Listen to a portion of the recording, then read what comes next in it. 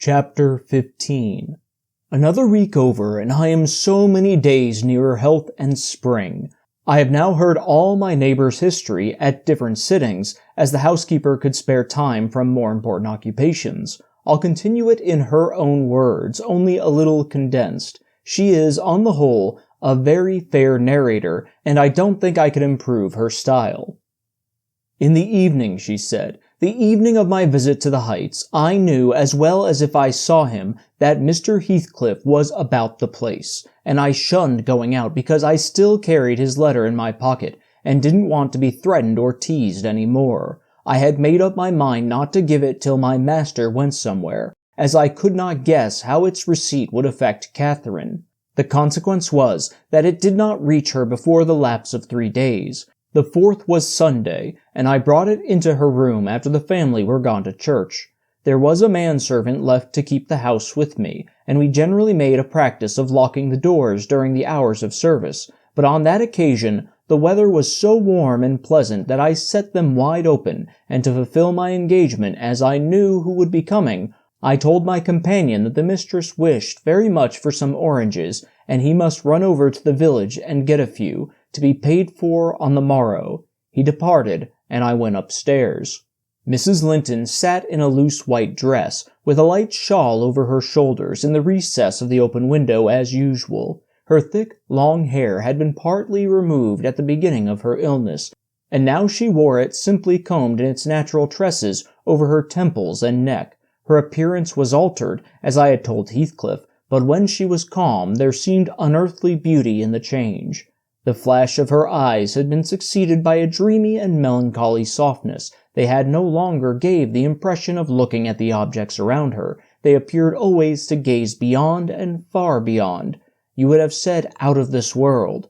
Then the paleness of her face, its haggard aspect having vanished as she recovered flesh, and the peculiar expression arising from her mental state, though painfully suggestive of their causes, added to the touching interest which she awakened, and invariably to me, I know, and to any person who saw her, I should think, refuted more tangible proofs of convalescence, and stamped her as one doomed to decay. A book lay spread on the sill before her, and the scarcely perceptible wind fluttered its leaves at intervals. I believe Linton had laid it there, for she never endeavored to divert herself with reading, or occupation of any kind, and he would spend many an hour in trying to entice her attention to some subject which had formerly been her amusement. She was conscious of his aim, and in her better moods endured his efforts placidly, only showing their uselessness by now and then suppressing a wearied sigh, and checking him at last with the saddest of smiles and kisses. At other times she would turn petulantly away, and hide her face in her hands, or even push him off angrily, and then he took care to let her alone, for he was certain of doing no good. Gimmerden Chapel bells were still ringing, and the full, mellow flow of the beck in the valley came soothingly on the ear. It was a sweet substitute for the yet absent murmur of the summer foliage, which drowned that music about the grange when the trees were in leaf. At Wuthering Heights, it always sounded on quiet days following a great thaw or a season of steady rain, and of Wuthering Heights Catherine was thinking as she listened. That is, if she thought or listened at all. But she had the vague, distant look I mentioned before, which expressed no recognition of material things, either by ear or eye. "There's a letter for you, Mrs. Linton," I said, gently inserting it in one hand that rested on her knee. "You must read it immediately because it wants an answer. Shall I break the seal?" "Yes," she answered, without altering the direction of her eyes. I opened it. It was very short. "Now," I continued, "read it." She drew away her hand and let it fall. I replaced it in her lap and stood waiting till it should please her to glance down, but that moment was so long delayed that at last I resumed. "Must I read it, ma'am? It is for Mr. Heathcliff." There was a start and a troubled gleam of recollection, and a struggle to arrange her ideas. She lifted the letter, and seemed to peruse it, and when she came to the signature she sighed, yet still I found she had not gathered its import, for, upon my desiring to hear her reply, she merely pointed to the name, and gazed at me with mournful and questioning eagerness. "Well, he wishes to see you," said I, guessing her need of an interpreter. He's in the garden by this time, and impatient to know what answer I shall bring." As I spoke, I observed a large dog lying on the sunny grass beneath raise its ears as if about to bark, and then, smoothing them back, announce by a wag of the tail that someone approached whom it did not consider a stranger. Mrs. Linton bent forward and listened breathlessly. The minute after, a step traversed the hall. The open house was too tempting for Heathcliff to resist walking in. Most likely he supposed that I was inclined to shirk my promise, and so resolved to trust to his own audacity. With straining eagerness Catherine gazed toward the entrance of her chamber. He did not hit the right room directly. She motioned me to admit him, but he found it out ere I could reach the door, and in a stride or two was at her side, and had her grasped in his arms. He neither spoke nor loosed his hold for some 5 minutes, during which period he bestowed more kisses than ever he gave in his life before, I dare say. But then my mistress had kissed him first, and I plainly saw that he could hardly bear, for downright agony, to look into her face.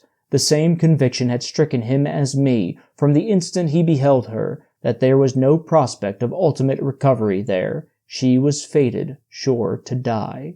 "Oh, Cathy! Oh, my life! How can I bear it?" was the first sentence he uttered, in a tone that did not seek to disguise his despair. And now he stared at her so earnestly that I thought the very intensity of his gaze would bring tears into his eyes, but they burned with anguish. They did not melt.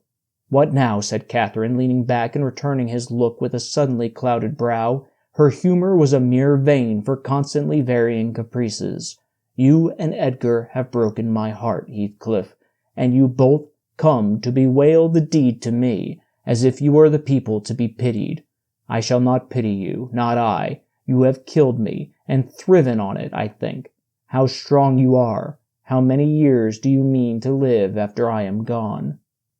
Heathcliff had knelt on one knee to embrace her. He attempted to rise, but she seized his hair and kept him down. "I wish I could hold you," she continued bitterly, "till we were both dead. I shouldn't care what you suffered. I care nothing for your sufferings. Why shouldn't you suffer? I do. Will you forget me? Will you be happy when I am in the earth? Will you say 20 years hence, 'That's the grave of Catherine Earnshaw. I loved her long ago and was wretched to lose her. But it is past. I've loved many others since. My children are dearer to me than she was, and at death I shall not rejoice that I am going to her. I shall be sorry that I must leave them. Will you say so, Heathcliff?" "Don't torture me till I'm as mad as yourself," cried he, wrenching his head free and grinding his teeth. The two, to a cool spectator, made a strange and fearful picture. Well might Catherine deem that heaven would be a land of exile to her, unless with her mortal body she cast away her moral character also. Her present countenance had a wild vindictiveness in its white cheek, and a broodless lip, and scintillating eye, and she retained in her closed fingers a portion of the locks she had been grasping. As to her companion, while raising himself with one hand, he had taken her arm with the other, and so inadequate was his stock of gentleness to the requirements of her condition, that on his letting go I saw 4 distinct impressions left blue in the colorless skin. "You are possessed with the devil," he pursued savagely, "to talk in that manner to me when you are dying. Do you reflect that all those words will be branded in my memory, and eating deeper internally after you have left me?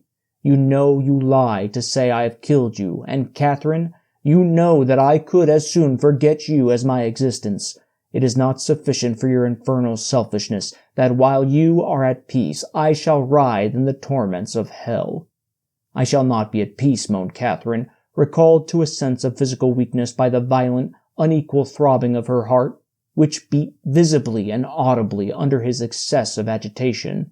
She said nothing further till the paroxysm was over.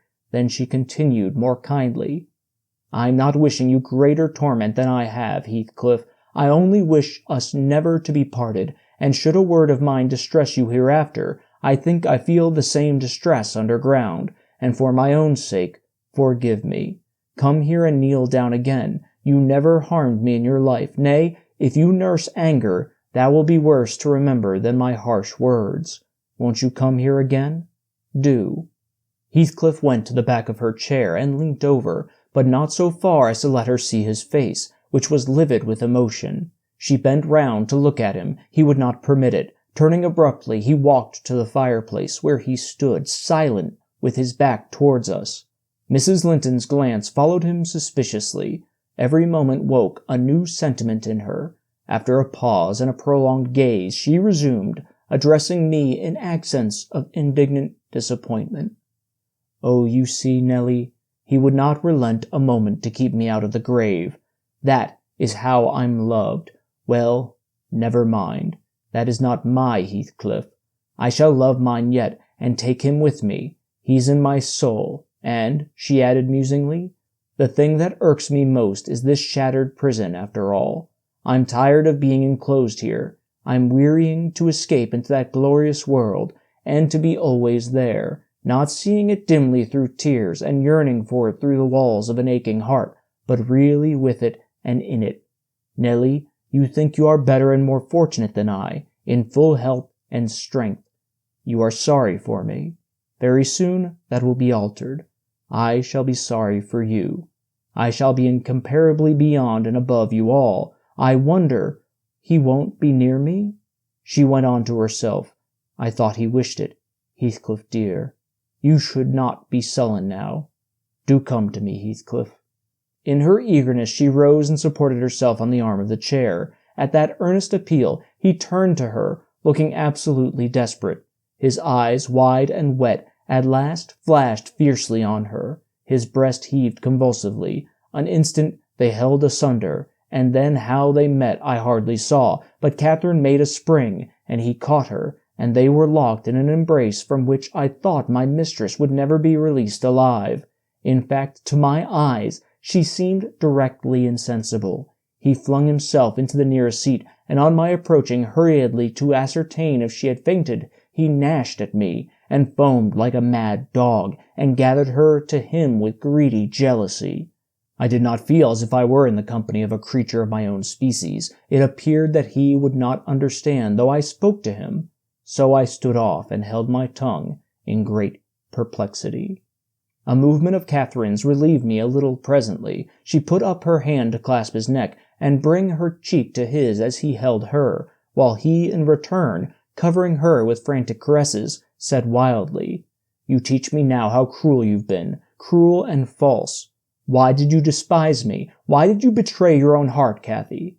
I have not one word of comfort. You deserve this. You have killed yourself. Yes, you may kiss me and cry, and wring out my kisses and tears. They'll blight you. They'll damn you. You loved me. Then what right had you to leave me? What right? Answer me. For the poor fancy you felt for Linton? Because misery and degradation and death, and nothing that God or Satan could inflict, would have parted us. You of your own will did it. I have not broken your heart. You have broken it. And in breaking it, you have broken mine. So much the worse for me that I am strong. Do I want to live? What kind of living will it be when you, oh God, would you like to live with your soul in the grave? Let me alone. Let me alone, sobbed Catherine. If I've done wrong, I'm dying for it. It is enough. You left me too, but I won't upbraid you. I forgive you. Forgive me. It is hard to forgive, and to look at those eyes and feel those wasted hands, he answered. Kiss me again, and don't let me see your eyes. I forgive what you have done to me. I love my murderer, but yours? How can I? They were silent, their faces hid against each other and washed by each other's tears. At least, I suppose, the weeping was on both sides, as it seemed Heathcliff could weep on a great occasion like this. I grew very uncomfortable meanwhile, for the afternoon wore fast away. The man whom I had sent off returned from his errand, and I could distinguish by the shine of the western sun up in the valley a concourse thickening outside Gimmerton Chapel porch. "Service is over," I announced. "My master will be here in half an hour." Heathcliff groaned a curse, and strained Catherine closer. She never moved. Ere long I perceived a group of the servants passing up the road towards the kitchen wing. Mr. Linton was not far behind. He opened the gate himself and sauntered slowly up, probably enjoying the lovely afternoon that breathed as soft as summer. "Now he is here," I exclaimed. "For heaven's sake, hurry down. You'll not meet any one on the front stairs. Do be quick, and stay among the trees till he is fairly in." "I must go, Cathy," said Heathcliff, seeking to extricate himself from his companion's arms, "but if I live, I'll see you again before you are asleep. I won't stray 5 yards from your window." "You must not go," she answered, holding him as firmly as her strength allowed. "You shall not, I tell you." For 1 hour he pleaded earnestly. "Not for 1 minute," she replied. "I must. Linton will be up immediately," persisted the alarmed intruder. He would have risen and unaffixed her fingers by the act. She clung fast, gasping. There was mad resolution in her face. "No," she shrieked. "Oh, don't go. It's the last time. Edgar will not hurt us, Heathcliff. I shall die. "Damn the fool! There he is," cried Heathcliff, sinking back into his seat. "Hush, my darling, hush, hush, Catherine. I'll stay. If he shot me so, I'd expire with a blessing on my lips." And there they were fast again. I heard my master mounting the stairs. The cold sweat ran from my forehead. I was horrified. "Are you going to listen to her ravings?" I said passionately. "She does not know what she says. Will you ruin her? Because she has not wit to help herself. Get up. You could be free instantly. That is the most diabolical deed that ever you did. We are all done for, master, mistress, and servant." I wrung my hands and cried out, and Mr. Linton hastened his step at the noise. In the midst of my agitation, I was sincerely glad to observe that Catherine's arms had fallen relaxed, and her head hung down. "She's fainted or dead," I thought. So much the better. Far better that she should be dead than lingering a burden and a misery-maker to all about her. Edgar sprang to his unbidden guest, blanched with astonishment and rage. What he meant to do I cannot tell. However, the others stopped all demonstrations at once by placing the lifeless-looking form in his arms. "Look there," he said. "Unless you be a fiend, help her first. Then you shall speak to me." He walked into the parlor and sat down. Mr. Linton summoned me, and with great difficulty, and after resorting to many means, we managed to restore her to sensation. But she was all bewildered. She sighed and moaned, and knew nobody. Edgar, in his anxiety for her, forgot her hated friend. I did not.